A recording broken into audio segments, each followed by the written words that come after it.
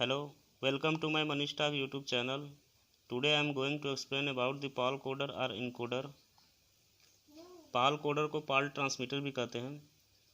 तो आइए देखते हैं कि PAL कोडर या इनकोडर या ट्रांसमीटर क्या होता है।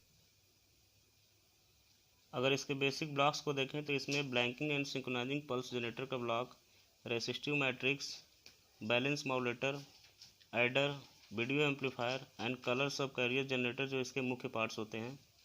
तो आइए वन बाय वन स्टेप में देखते हैं कि किस प्रकार यह वर्क करता है।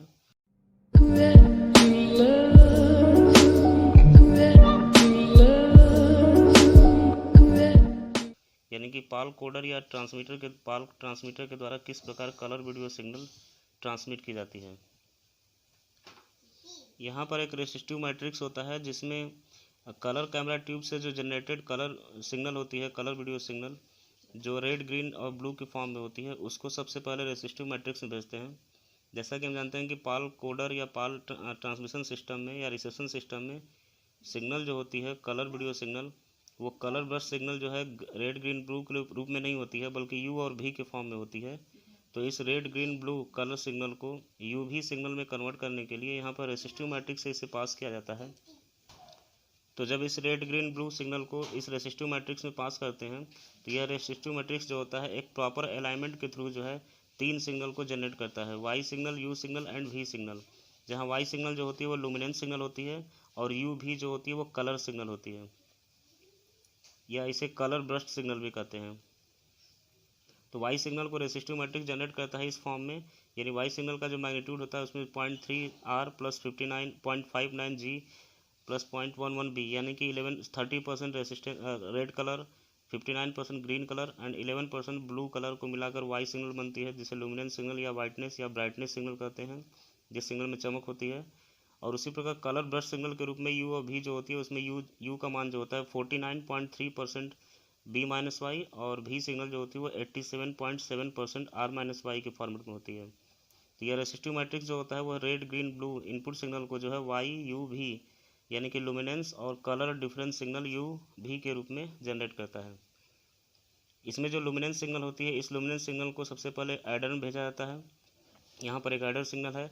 इस एडर में जो होती है blanking and synchronising pulse generator के थ्रू जो है ब्लैंकिंग और सिंक्रोनाइजिंग पल्सेज भी भेजी जाती है, क्योंकि पाल कलर सिग्नल को जब ट्रांसमिट किया जाएगा तो मेन वीडियो सिग्नल के साथ साथ इसमें ब्लैंकिंग और सिंक्रोनाइजिंग पल्सेस भी भेजी जाती हैं, जिसे कंपोजिट वीडियो सिग्नल कहते हैं। यानी कि जो ओरिजिनल कंपोजिट वीडियो सिग्नल होती है उसमें ओरिजिनल कलर वीडियो सिग्नल के साथ साथ ब्लैंकिंग और सिंक्रोनाइजिंग पल्सेस भी होती हैं। इसलिए ब्लैंकिंग और सिंक्रोनाइजिंग पल्सेस साथ साथ भेजने के लिए यहाँ पे blanking and synchronising pulse generator के थ्रू जो है ब्लैंकिंग और सिंक्रोनाइजिंग पल्सेज यहाँ पर एडर में भेजा जाता है। तो इस एडर में जो होती है कि लुमिनेंस सिग्नल और एक ब्लैंकिंग और सिंक्रोनाइजिंग पल्सेज आती है।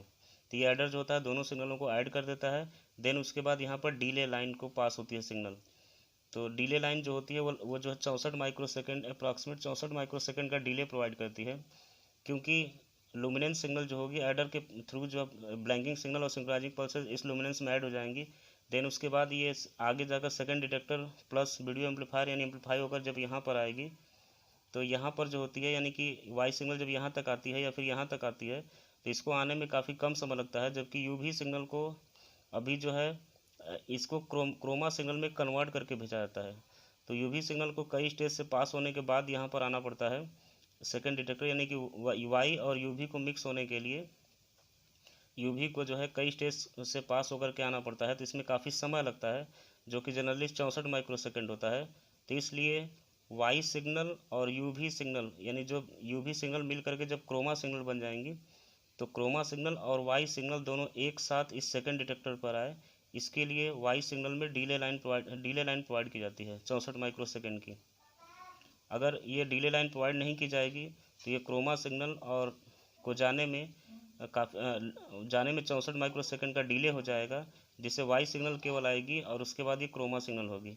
तो वाई सिग्नल और इस क्रोमा सिग्नल में डिले ना हो, दोनों एक साथ इस डिटेक्टर पे पहुँचे, इसलिए यहाँ पर डिले लाइन जो होती है वो 64 माइक्रोसेकंड का डिले प्रोवाइड करती है लुमिनेंस में, ताकि जब ये यहाँ पर जाए तो 64 माइक्रोसेकंड के बाद जाने पर तब तक ये यू भी जो है क्रोमा सिग्नल में कन्वर्ट हो जाए। तो वाई सिग्नल को हमने अभी तक देखा कि वाई सिग्नल जो है यहाँ पर सेकंड डिटेक्टर तक पहुँच रही है। और अगर यूवी सिग्नल को देखें तो इस रेसिस्टिव मैट्रिक्स से यूवी सिग्नल जो होती है, इस यू सिग्नल और भी सिग्नल को सबसे पहले लो पास फिल्टर और लो पास फिल्टर के थ्रू पास करते हैं। यहाँ ये जो लो पास फिल्टर होता है वो 1.3 मेगाहर्ट्ज़ का होता है, क्योंकि यू सिग्नल और भी सिग्नल के लिए जो फ्रीक्वेंसी जो बैंड अलॉट है वह 1.3 मेगाहर्ट्ज़ का है। तो इस यू सिग्नल को जो है यह लो पास फिल्टर 1.3 मेगाहर्ट्ज़ फ्रीक्वेंसी में जो है लिमिट कर देता है, और ये लो पास फिल्टर भी जो है इसको 1.3 मेगाहर्ट्ज़ में लिमिटेड कर देता है। तो इस प्रकार जो रेसिस्टिव मैट्रिक्स से यू बी सिग्नल जो निकली है वह फाइनली लो पास फिल्टर से होते हुए 1.3 मेगाहर्ट्ज़ की सिग्नल के रूप में कन्वर्ट होकर यह बैलेंस मॉडरेटर के थ्रू बैलेंस मॉडरेटर में भेज जाती है। तो इसमें यू सिग्नल को जो है यू बैलेंस मॉडरेटर में भेजते हैं और भी सिग्नल को जो है भी बैलेंस मॉडरेटर में भेजाता है। इन सिग्नलों का जो है मॉडुलेशन करने के लिए, जो कि QAM प्रोसेस के द्वारा होता है, क्वाड्रेचर एम्पलीट्यूड मॉडुलेशन, इस यू और भी सिग्नल का क्वाड्रेचर एम्पलीट्यूड मॉडुलेशन करने के लिए इनको यू और भी बैलेंस मॉडरेटर में भेजते हैं, क्योंकि यू भी सिग्नल का के द्वारा जब क्रोमा सिग्नल जनरेट की जाएगी तो वह क्वाड्रेचर एम्पलीट्यूड मॉडुलेशन प्रोसेस के द्वारा होती है। हमने अपने प्रीवियस वीडियो में क्वाड्रेचर एम्पलीट्यूड मॉडुलेशन के बारे में बताया हुआ है। अगर क्वाड्रेचर एम्पलीट्यूड मॉडुलेशन प्रोसेस को डिटेल में देखना है तो हमारे प्रीवियस वीडियो को आप लोग देखिए। यहाँ पर यू सिग्नल को जब यू बैलेंस मॉडरेटर और भी सिग्नल को भी बैलेंस मॉडरेटर में जब भेजा जाता है तो इनको मॉडुलेट करने के लिए कैरियर सिग्नल की आवश्यकता होती है। तो कैरियर सिग्नल को जनरेट करने के लिए यहाँ पे कलर सब कैरियर जनरेटर है, जो कि 4.43 मेगाहर्ट्ज़ का कैरियर जनरेट करता है। क्योंकि यू व भी सिग्नल को मॉडुलेट करने के लिए 4.43 मेगाहर्ट्ज़ कैरियर की आवश्यकता होती है, तो यह कलर सब कैरियर जनरेटर जो होगा 4.43 मेगाहर्ट्ज़ का FSC यानी कि फ्रीक्वेंसी ऑफ सब कैरियर जनरेट करता है। और इस सब कैरियर को जो है इस 180 डिग्री फेज चेंजर नेटवर्क में भी भेजा जाता है। क्योंकि यू सिग्नल को जब ये कैरियर सिग्नल दी जाती है तो यू सिग्नल के लिए कैरियर सिग्नल का फेज जो होता है वो 0 डिग्री होना चाहिए, और भी सिग्नल के लिए जो यह कैरियर सिग्नल है इसका फेज जो है +90 डिग्री का भी होना चाहिए, और नेक्स्ट लाइन पर जो है -90 डिग्री होना चाहिए। क्योंकि हम जानते हैं कि भी सिग्नल का फेज जो होता है हर लाइन के बाद जो है चेंज होता है, जबकि यू सिग्नल का फेज जो है चेंज नहीं होता है। पाल सिस्टम में इसका नाम ही है पाल, यानी कि फेज अल्टरनेशन बाय लाइन। इसमें भी सिग्नल का फेज जो है हर लाइन के बाद चेंज होता है 180 डिग्री। तो इस कैरियर सिग्नल को यहाँ पर 180 डिग्री फेज चेंजर नेटवर्क में जब भेजा जाता है तो ये फेज चेंजर नेटवर्क जो होता है एक बार में एक लाइन पर +90 डिग्री का फेज देता है और नेक्स्ट लाइन पर -90 डिग्री का फेज देता है। तो इस प्रकार यहाँ से जो कैरियर सिग्नल जब जनरेट होकर के निकलेगी या फिर यहाँ से जब पास होकर जाएगी तो उस कैरियर का जो फेज होगा वह +-90 डिग्री फेज के रूप में होगा। इसको जो है भी बैलेंस मॉडरेटर में भेजते हैं। तो इस प्रकार भी बैलेंस मॉडरेटर में यह भी सिग्नल और ये कैरियर सिग्नल इन दोनों के द्वारा जो है ये बैलेंस मॉडरेटर इसे मॉडुलेट करता है, और उसी प्रकार यू बैलेंस मॉडरेटर भी जो है इस यू सिग्नल और इस कैरियर सिग्नल इन दोनों का जो है मॉडुलेशन करता है। तो इस प्रकार जो इस यू मॉडुलेटर के द्वारा जो सिग्नल प्राप्त होगी वह यू मॉडुलेटेड प्रोडक्ट कहलाएगी, यानी कि यहाँ से यू मॉडुलेटेड सिग्नल होती है, और भी बैलेंस मॉडरेटर से जो सिग्नल प्राप्त होगी वह भी मॉडुलेटेड प्रोडक्ट या भी मॉडुलेटेड सिग्नल कहलाती है। तो इस प्रकार अगर देखें तो इन दोनों मॉडुलेटर से जो होते हुए सिग्नल जब पास होती है तो यू मॉडुलेटेड और भी मॉडुलेटेड इन दोनों सिग्नल को एक एडर में और बैंड पास फिल्टर में भेजते हैं। तो यह एडर जो होता है इस यू मॉडुलेटेड सिग्नल और भी मॉडुलेटेड सिग्नल को जो है ऐड करता है। तो जैसा कि हम जानते हैं कि यू सिग्नल और भी सिग्नल को जब प्रॉपर जब ऐड किया जाता है तो इसका जो रिजल्टेंट होता है वो क्रोमा सिग्नल या सी सिग्नल कहलाता है। तो यह एडर जो होगा इसको सी सिग्नल में कन्वर्ट कर देता है। तो इस प्रकार जो फाइनली जो होती है भी और यू सिग्नल से जो है क्रोमा सिग्नल जनरेट होती है, और इस क्यू सिग्नल को जो है सेकेंड डिटेक्टर में भेजने से पहले इसे बैंड पास फिल्टर में भेजते हैं। तो यह बैंड पास फिल्टर जो होता है इस क्रोमा सिग्नल के लिए 1.5 मेगाहर्ट्ज़ का कैरियर जनरेट करता है। यह बैंड पास फिल्टर जो है इस क्रोमा सिग्नल के लिए 1.5 मेगाहर्ट्ज़ का फ्रीक्वेंसी बैंड जनरेट करता है, क्योंकि हम जानते हैं कि क्रोमा सिग्नल के लिए जो फ्रीक्वेंसी अलॉट होती है वो 1.5 मेगाहर्ट्ज़ की होती है। तो क्रोमा सिग्नल को 1.5 मेगाहर्ट्ज़ फ्रीक्वेंसी के बैंड में लिमिट करने के लिए इसको बैंड पास फिल्टर में पास किया जाता है। तो इस प्रकार जो है यह एडर और बैंड पास फिल्टर जो होता है क्रोमा सिग्नल और इसके फ्रीक्वेंसी को 1.5 मेगाहर्ट्ज़ में लिमिटेड करता है, और इस प्रकार यह क्रोमा सिग्नल जो होती है सेकेंड डिटेक्टर में भेज जाती है। तो यहाँ पर सेकेंड डिटेक्टर में जो है यहाँ से लुमिनेंस सिग्नल आ रही है वाई सिग्नल, और यूवी का कन्वर्टेड फॉर्म जो क्रोमा सिग्नल है वह कन्वर्ट होकर के यहाँ पर क्रोमा सिग्नल के रूप में आ रहा है। यहाँ पर यूवी सिग्नल को कन्वर्ट होकर के क्रोमा में और उसके बाद यहाँ तक आने में 64 माइक्रोसेकंड लगता है। तो इसीलिए यहाँ पर डीले लाइन जो होती है वाई सिग्नल के लिए 64 माइक्रोसेकंड दी गई है, ताकि जब ये सिग्नल यहाँ पर आए तो 64 माइक्रोसेकंड के बाद जब यहाँ पर आए तब तक ये जो है क्रोमा सिग्नल भी यहाँ तक आ जाए, यानी कि सेकंड डिटेक्टर में वाई सिग्नल और क्रोमा सिग्नल दोनों एक साथ पहुँचने चाहिए, इसलिए यहाँ पे 64 माइक्रोसेकंड का डिले है।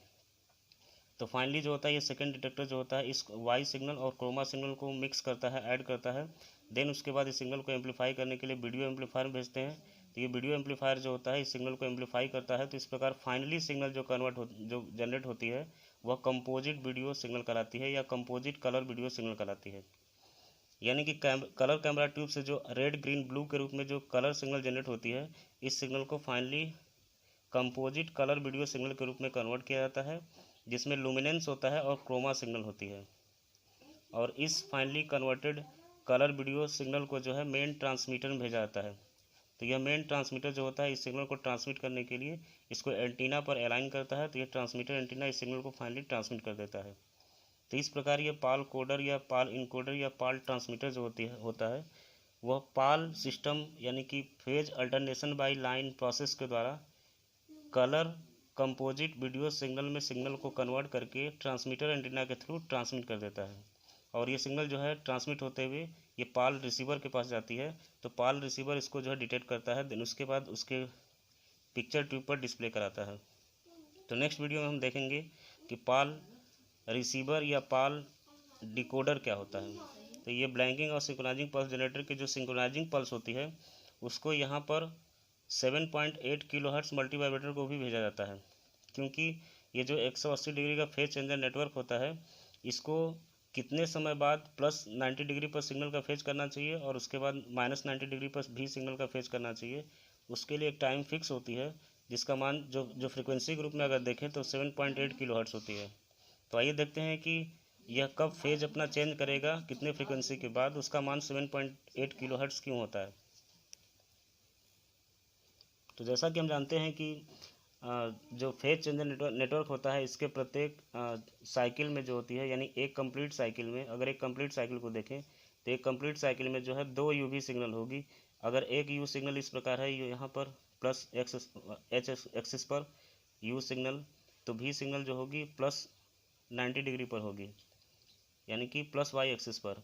तो उसी प्रकार एक साइकिल में भी अगर प्लस 90 पर है तो दूसरे फेज में जो है दूसरे साइकिल में जो भी जो होगा वह माइनस 90 पर होगा, माइनस 90 यानी कि माइनस वाई एक्सिस पर होगा। तो यह माइनस भी के रूप में हो जाएगा। तो इस प्रकार जो है एक कंप्लीट साइकिल में जो है भी सिग्नल जो है 2 बार टर्न करता है, एक बार प्लस 90 डिग्री की तरफ और एक बार माइनस 90 डिग्री की तरफ। और इस प्रकार वन कंप्लीट साइकिल के लिए जो टोटल जो हॉरिजॉन्टल फ्रीक्वेंसी लाइन्स होती है इस टीवी ट्रांसमिशन के लिए वो 15,625 हर्ट्ज होती है। तो यह एक हाफ साइकिल में इसका फेज चेंज हो रहा है। तो इसके लिए जो है इसको फेज चेंज करने के लिए आवश्यक जो फ्रीक्वेंसी होगी वो 15,625 बटा के 2 बराबर 78,000 समथिंग आएगी, 7800 समथिंग आएगी, जिसका मान जो होगा 7.8 किलो हर्ट्स होगा। यानी कि ये जो 180 डिग्री का जो फेज चेंजर है, यानी कि जो ये प्लस 90 से उसके बाद माइनस 90 करके जो नीचे कर दे रहा है सेकेंड वाली लाइन में माइनस बी की तरफ, जो 180 डिग्री का फेज चेंज कर रहा है, इसको फ्रीक्वेंसी के रूप में जो है 1.7 किलो हर्ट्स की आवश्यकता होगी। तो इस फेज चेंजर नेटवर्क को 7.8 किलो हर्ट्स का फ्रीक्वेंसी मान भेजने के लिए, यानी कि 7.8 किलो हर्ट्स पर यह हर 7.8 किलो हर्ट्स फ्रीक्वेंसी पर जो है इसका फेज बदलेगा, कभी प्लस 90 की तरफ तो कभी माइनस 90 की तरफ। तो इस प्रकार फेज बदलने के लिए इसको 7.8 किलो हर्ट्स का सिग्नल जो है इसको ट्रांसमिट किया जाता है और इसको जनरेट करने के लिए एक मल्टीवाइब्रेटर का इस्तेमाल किया जाता है। और इस मल्टीवाइब्रेटर को जो है इस ब्लैंकिंग और सिंक्रोनाइजिंग पल्सेस जनरेटर के द्वारा जो सिंक्रोनाइजिंग पल्सेस जो जनरेट की गई है वह सिंक्रोनाइजिंग पल्सेस और ब्लैंकिंग पल्सेस भी इसको दी जाती है, क्योंकि जब यह हर 7.8 किलो हर्ट्स के बाद जब यह फेज बदलेगा तो उस समय सिग्नल को कट कर दिया जाता है, यानी कि ब्लैंकिंग सिग्नल यूज की जाती है। तो इसलिए जो है ये ब्लैंकिंग और सिंक्रोनाइजिंग पल्सेस जो होती है इस मल्टीवाइब्रेटर को भेज जाती है। तो यहाँ पे जो है एसपी सिग्नल जो होगी इस मल्टीवाइब्रेटर को भेजी जाएगी। तो इस 180 डिग्री फेज चेंजर नेटवर्क को का फेज बदलने के लिए, यानी कितने फ्रिक्वेंसी के बाद इसका फेज बदलना है, उसको बदलने के लिए 7.8 किलो हर्ट्स की सिग्नल की आवश्यकता होती है। तो यहाँ पे 7.8 किलो हर्ट्स की सिग्नल है। तो इस प्रकार पाल कोडर जो होता है phase alternation by line process के द्वारा कंपोजिट कलर वीडियो सिग्नल में कन्वर्ट करता है, देन उसके बाद ट्रांसमीटर के द्वारा ये ट्रांसमिट कर देता है।